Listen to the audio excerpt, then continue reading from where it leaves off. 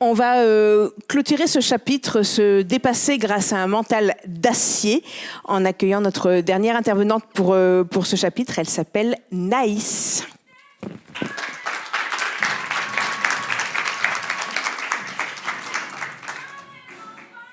Merci. Bonjour. Alors décidément, c'est le thème de la journée. Tu as aussi été sportive dans une autre vie. Est-ce que tu veux nous en dire un petit peu plus sur toi et sur ton parcours ? Ok. Non, déjà, j'ai envie de nommer que je suis super émue d'être là. Je vois que j'ai le cœur qui bat. Et c'est le petit stress de monter, mais c'est aussi vraiment de se connecter à vous toutes et les quelques hommes qui sont venus, mais vraiment vous toutes avec les projets et ces aspirations à monter les projets. Et, ouais, j'ai envie de savourer ça aussi. Et je suis une ancienne sportive de haut niveau, oui, en ski alpin. Voilà, et ça a été ma première partie de vie, donc la passion. Je savais pourquoi je me levais le matin. C'était super simple de me lever le matin et de poursuivre des objectifs. Et voilà. Et du coup, ta carrière sportive a connu une fin prématurée, on peut dire ça comme ça. Ouais. Comment est-ce que tu as envisagé la suite de ta vie une fois que tu as été obligée d'arrêter cette carrière ? Ouais. Alors en fait, oui, je me suis cramée. En fait, j'ai eu une blessure en ski alpin où j'ai fait du fauteuil roulant. C'était un accident, mais en réalité, c'était une usure de toujours pousser plus loin, quoi. Mon surnom, c'était Mokusha, pour les personnes qui connaissent Million Dollar Baby de Clint Eastwood, où elle en fait toujours plus.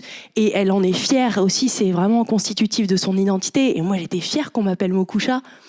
Certaines athlètes, elles faisaient 10 passages, elles retournaient à l'hôtel. Moi, j'en faisais 50, et c'était ça qui donnait du sens, quoi, aussi à mon projet. Et du coup, j'écoutais jamais les signaux de mon corps, au point à finir en fauteuil. Et aujourd'hui, tu dis que c'est toi qui le dis, tu es une épuisée multirécidiviste, mais repentie.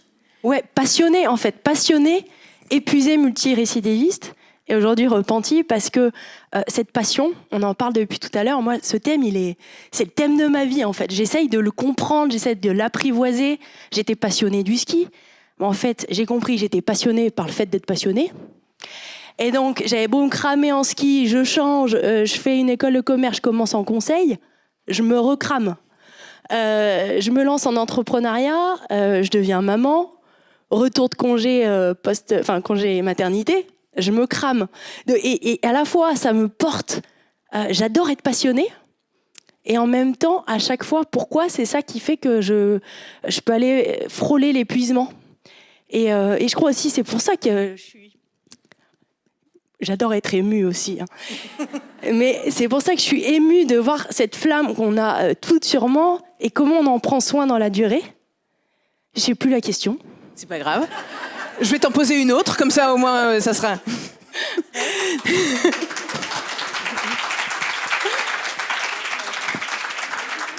Non, je te demandais de détailler cet état d'esprit de épuisé multirécidiviste, mais du coup, tu m'as emmené sur ton activité actuelle.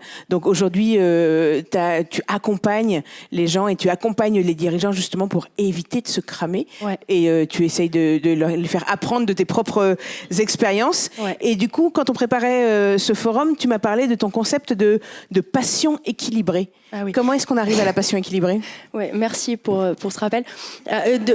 Comment on passe du fauteuil en ski, et d'ailleurs aujourd'hui je marche et je suis super contente, mais j'ai voulu m'approprier ce concept de passion. Donc déjà j'en ai fait mon mémoire de fin d'études sur la passion d'entreprendre.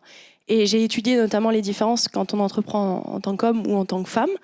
J'ai fait un TEDx sur le sujet, éloge d'une passion équilibrée. Pourquoi ? Parce qu'en me cherchant, je me suis dit, si le fait d'être passionné, c'est ça le problème, j'essaye d'être bouddhiste, et j'ai rien contre le bouddhisme, bien sûr, ça m'inspire beaucoup, mais c'était sur un truc de, quelque chose de très neutre. Et en fait, j'ai oscillé entre les extrêmes. Je sais pas si c'est clair ce que je raconte, mais on pourra en reparler. En tout cas, cette tension entre équilibre, passion, et ce qui a changé, le basculement, et qui arrive, où je répondrai à ta question, que je n'oublie pas celle-là de ce que je fais maintenant, mais j'ai fait un travail sur moi, et j'ai rencontré notamment la non-violence, la CNV, communication non-violente. On connaît dans voilà, des techniques de communication, OSBD, observation, sentiment, besoin, demande. C'est pas là où ça m'a touchée.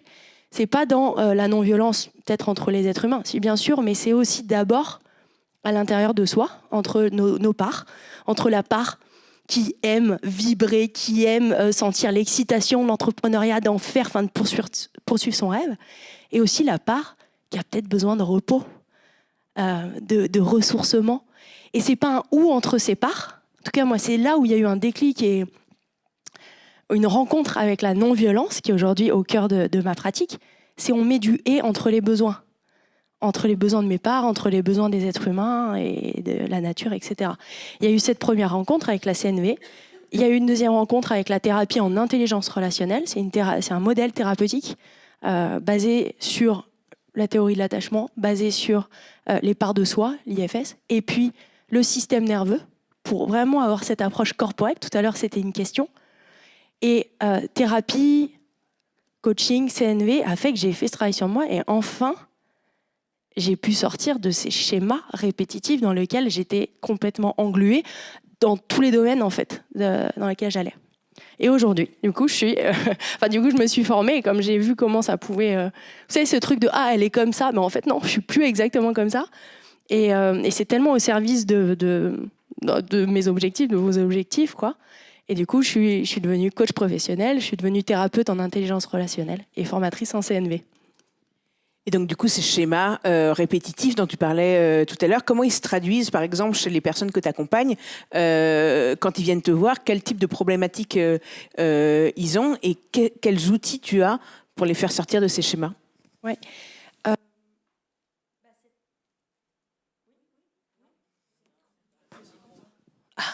Merci. Oui, alors ça peut être cette tendance à l'épuisement. On sait très bien ce qu'il faudrait faire avec le cerveau du haut. Oui, faire du sport, mais bien sûr, mais moi en plus, j'adore le sport. Et dès que ça commence à s'emballer, c'est mes séances qui sautent. Donc en fait, avec le cerveau du haut, on sait très bien quoi faire. Et en même temps, il y a une part de nous qui prend le contrôle et on se voit travailler ou accepter des missions, bref, ne pas fixer ses limites. Ça, c'est un des sujets pour lesquels on peut venir, en lien avec se cramer, mais il y a aussi d'autres problématiques de type, je sais pas, je me sens seule pour prendre des décisions, là, en rejoint du coaching professionnel plus classique, où je n'ose pas me mettre en visibilité, parler de mon projet. Ah ok, en fait ça bug, je vis de la sidération. Je sais très bien qu'il faudrait que je prenne la parole sur les réseaux, qu'il faudrait que j'assiste à des événements de réseau d'affaires. Et pourquoi j'y arrive pas? Pourquoi ça bloque? Voilà, c'est ce genre de problématique qu'on va venir travailler. Ça peut revenir à de la procrastination aussi. Exactement, procrastination. C'est de la sidération en fait. C'est qu'il y a une part de nous complètement inconsciente. Enfin, voilà, c'est le cerveau du bas. Aucune réalité biologique, mais on comprend ce que ça veut dire. Et c'est dangereux. C'est vécu comme du danger pour notre système de prendre la parole, comment on arrive à laisser ce qui est dans le passé, quoi, et retrouver ses ressources, toutes ces ressources dans le présent. Aujourd'hui, j'ai du stress à parler. En réalité, vous n'allez pas me faire de mal. Il y a aucun danger, quoi. Donc, comment j'arrive à me... soit dans le présent, c'est accessible, j'ai assez de ressources pour m'autoréguler en disant vraiment, je suis pas en danger, je suis même en sécurité et c'est du plaisir, tout ce que tu proposais et qui m'a beaucoup inspiré. Et en même temps, des fois, ça appartient au passé. Et la thérapie, là, en tout cas, moi, m'a aidé à ces endroits-là. Et tu me disais justement qu'il y a deux clés qui, toi, t'ont aidé et que tu partages maintenant avec les gens que tu accompagnes. C'est la relation et l'autorégulation. Est-ce que tu veux nous dire un peu plus sur l'autorégulation? Tu l'as survolé là. Est-ce que tu veux nous dire un peu plus sur la relation et sur comment on fait, en gros, pour rentrer en relation et s'autoréguler? Ok. J'étais contente que tu répètes les deux solutions parce que si tu m'as parlé de ces outils et je m'en souviens. Mais je suis là pour ça, ne t'inquiète pas.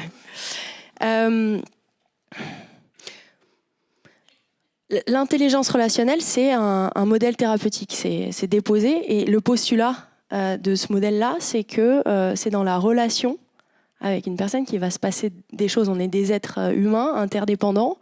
On peut faire des choses en auto-coaching, en autorégulation ou avec ChatGPT.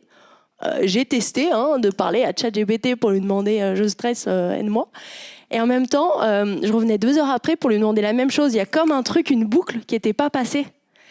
Et Moi, c'est ce que je propose, c'est comment on arrive à mettre du lien pour vivre de la co-régulation qui permet de retrouver ses ressources. Voilà, c'est la relation. Après, y a des moments où on a assez de ressources pour faire de l'autorégulation, de la respiration, etc., etc. Et puis il y a des moments où on n'a pas les ressources, et là, c'est de la co-régulation. Et j'ai adoré quand vous parliez de vous entourer. Dans le sport de haut niveau, oui, on a de plus en plus quand même l'habitude d'avoir un prep mental. Et en fait, pourquoi chaque entrepreneur n'aurait pas aussi cette habitude d'avoir des espaces de soutien, de co-régulation, comme coach thérapie.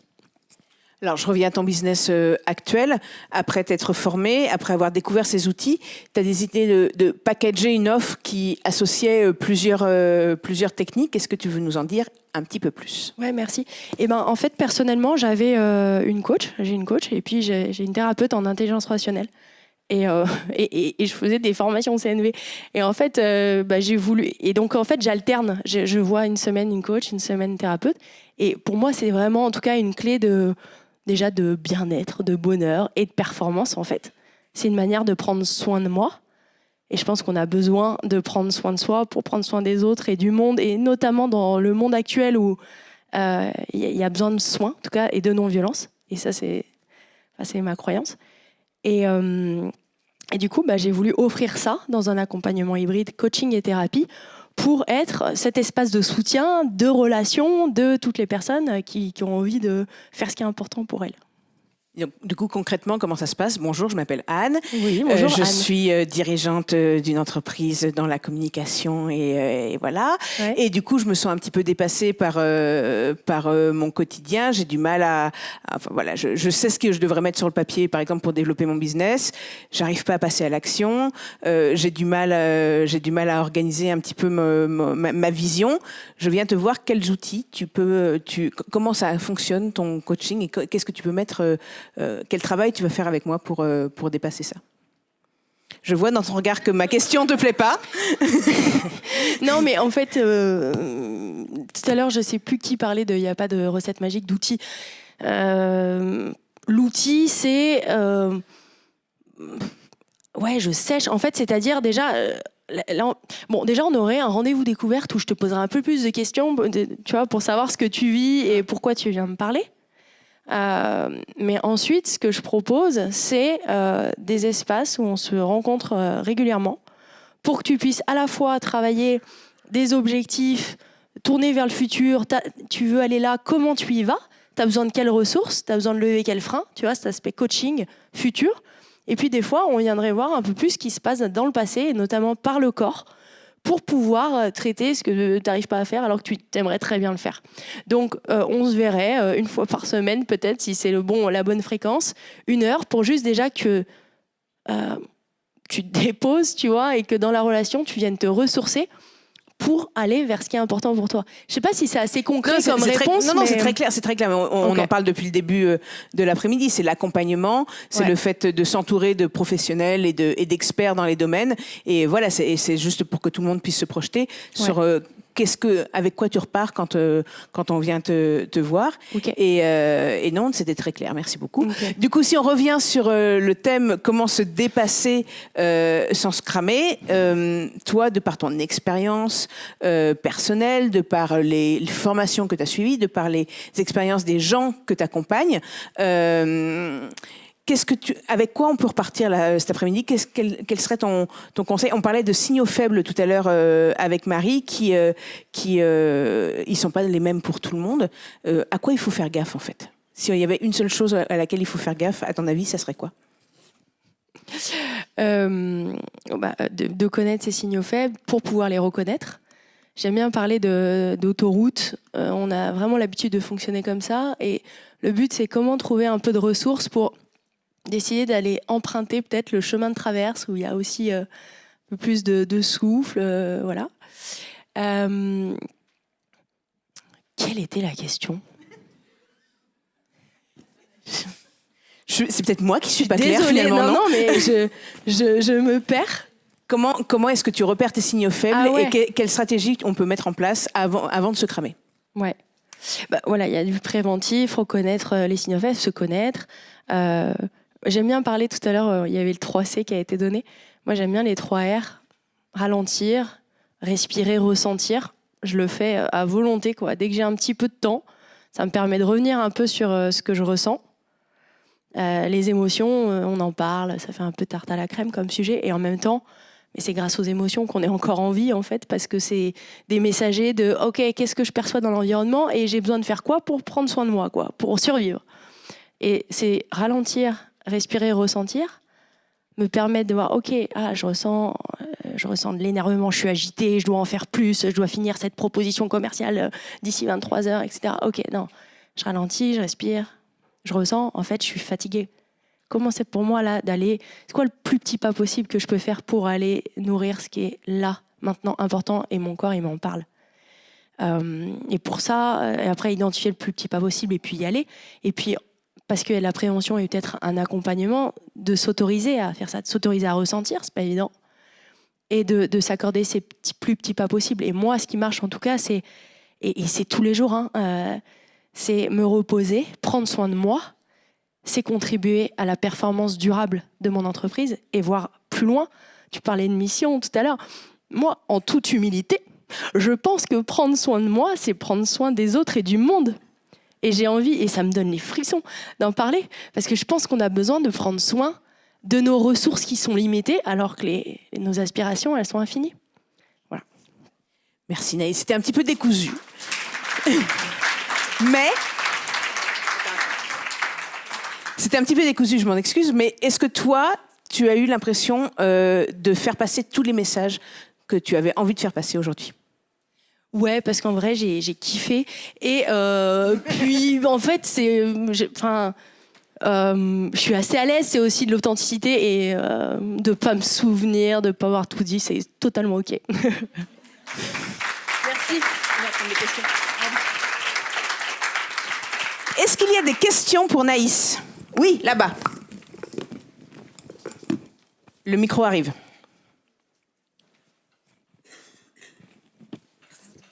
Merci beaucoup. Tu parlais en début de présentation d'une conférence TEDx que tu as fait sur la différence entre l'entrepreneuriat féminin et masculin. C'est un sujet qui m'intéresse particulièrement. Est-ce que dans les accompagnements que tu proposes, tu retrouves des freins qui sont communs à toutes les femmes entrepreneurs ? Est-ce qu'il y a un frein en particulier, une clé que tu peux donner aux femmes en particulier aujourd'hui ? Ok, alors j'ai fait mon mémoire sur la passion d'entreprendre. Et j'ai fait mon TEDx sur l'éloge d'une passion équilibrée. Et du coup, ta question, c'est des clés aux entrepreneurs qui auraient des freins à entreprendre, c'est ça ? Qui auraient des freins différents de ceux des hommes entrepreneurs. Est-ce qu'il y a une problématique commune aux femmes entrepreneurs que tu retrouves du coup dans tes accompagnements et quelque chose qui pourrait être commun pour nous aider à nous dépasser toutes En réalité, j'accompagne des hommes et il y a des freins, il y a du syndrome de l'imposteur chez les hommes que j'accompagne aussi. Quand j'accompagne, j'ai pas une posture de mentor où je vais donner des conseils, mais en tout cas, je peux te faire un retour d'expérience. Je trouve que c'est super important. Il y a la passion. On entreprend dans un domaine peut-être de notre passion. Ça, il y a beaucoup plus de femmes qui entreprennent. Elles adorent le cheval, elles vont entreprendre dans le cheval, par exemple.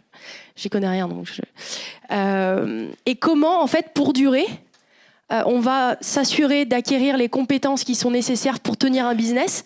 Et ça, je pense que, j'ai hâte d'avoir la suite aussi pour cet aspect financier, quoi. Il y a aussi des compétences d'entrepreneurs, de chefs d'entreprise. Ça, c'est super important pour dépasser le simple moteur de « j'aime tellement ce domaine-là que je veux en faire mon métier ». S'entourer, et ça, je pense qu'en fait, les femmes ont quand même plus de facilité. Là, je fais des grosses généralisations, mais peut-être à demander des fois un peu de l'aide, s'entourer, travailler sur soi. Voilà ma réponse. Est-ce que ça répond un peu ?